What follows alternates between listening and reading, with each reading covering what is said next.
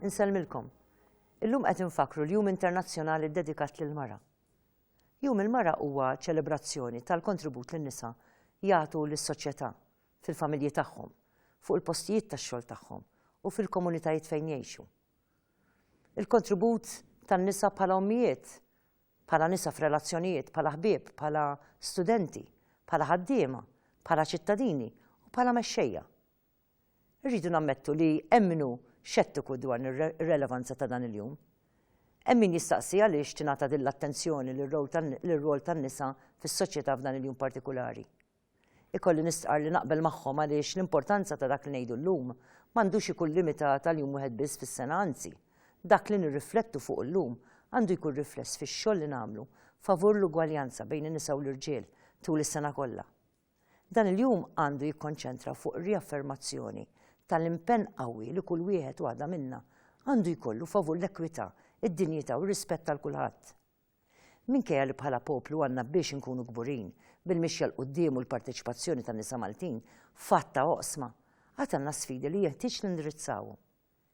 Il-kisbiet tagħna bħala Maltin għandhom ikunu l-prova ta' kemm bħala nazzjon kapaċi nirnexxu meta nemmnu, ninaqdu u naħdmu b'miri biex naslu. Biżżejjed jekk insemmi l-qabża kbira li n-nisa għamlu fil-parteċipazzjoni tagħhom fis-settur tax-xogħol, għax ġew infassla policies maħsuba u mmirati biex jagħmlu differenza.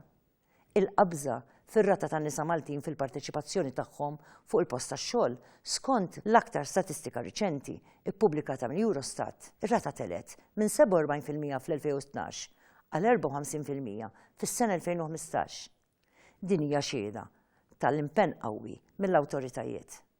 Min-naħa l-oħra nemmen li għad għandna bżonn jum il-mara biex nirriflettu fuq l-informazzjoni ippubblikata mill-Aġenzija tal-Unjoni Ewropea Drittijiet Fundamentali tal-Bniedem li qed tgħidilna li 15% tan-nisa Maltin għadhom suġġetti għal vjolenza fiżika u sesswali sa mill-età ta' 15-il sena.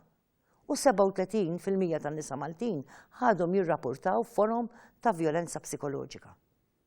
Nemmen li għandna bżonn jum il-mara biex nirriflettu fuq dak li qed jgħidilna l-European Institute for Gender Equality, fejn fil-waqt li l-medja Ewropea r-rappreżentanza tan-nisa fil-politika hija ta' kważi 50%, f'Malta ir-rata tar-rappreżentanza femminili fil-politika hija ta' kważi 29%. Nemmen li għandna bżonn jum il-mara biex nirriflettu fuq l-informazzjoni pubblikata mill Eurostat fl-2016 u li qed turina li hemm distakk qawwi fil-pagi għall-istess kwalità ta' xogħol bejn in-nisa u l-irġiel. Distakk li żdied minn 4.5% fl-2014 għal 10.6% fl-2016. Nemmen li għandna bżonn jum il-mara biex nirriflettu fuq l-indiċi pubblikati mill-European Institute for Gender Equality li qed jurina li Malta tinsab fl-aħħar postijiet dak li għandu x'jaqsam mal-parteċipazzjoni tan-nisa fit-tmexxija ekonomika, jiġifieri fit-tmexxija tan-negozju u l-kummerċ.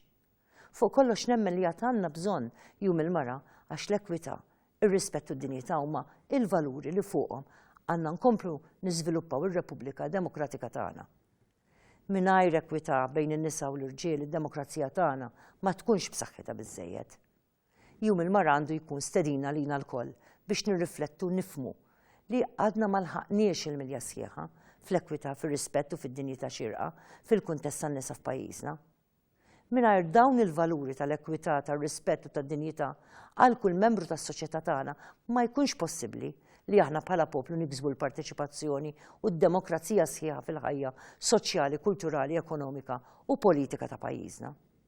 Meta n-nisa u t-tfajliet tagħna jkunu empowered, ħielsa mill-vjolenza ta' kull tip, jingħataw l-opportunità li jaħdmu u jitħallsu bħala msieħba sħaħ u ugwali fis-soċjetà u jkunu rappreżentati b'mod xieraq fit-tmexxija politika u ekonomika ta' pajjiżna, il-familji u l-komunitajiet tagħna jirnexxu. Meta l-komunitajiet tagħna jirnexxu, is-soċjetà tagħna tissaħħaħ, issir aktar reżiljenti quddiem l-isfidi li jinqalgħu u tikseb il-ġid b'mod holistiku għal kulħadd.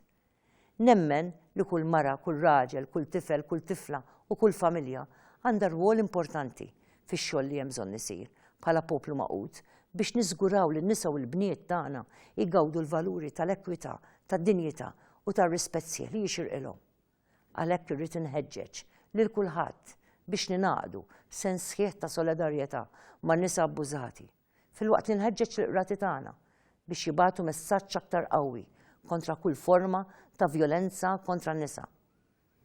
Min-naħa l-oħra jeħtieġ li naħdmu biex nagħtu l-empowerment kollu meħtieġ lill-bniet u lit-tfajliet tagħna biex issir naturali għalihom li jħarsu lejn il-postijiet ta' tmexxija politika u ekonomika f'pajjiżna, ħalli l-kol flimkien nisa u rġiel inkunu nistgħu nindirizzaw l-inugwaljanzi u naħdmu favur il-paċi. F'dan il-mument hekk kif qiegħda nkellimkom hemm nisa f'pajjiżna u madwar id-dinja li qed iweldu trabi tagħhom, qed irabbu tfal u qed irawmu familji ġodda.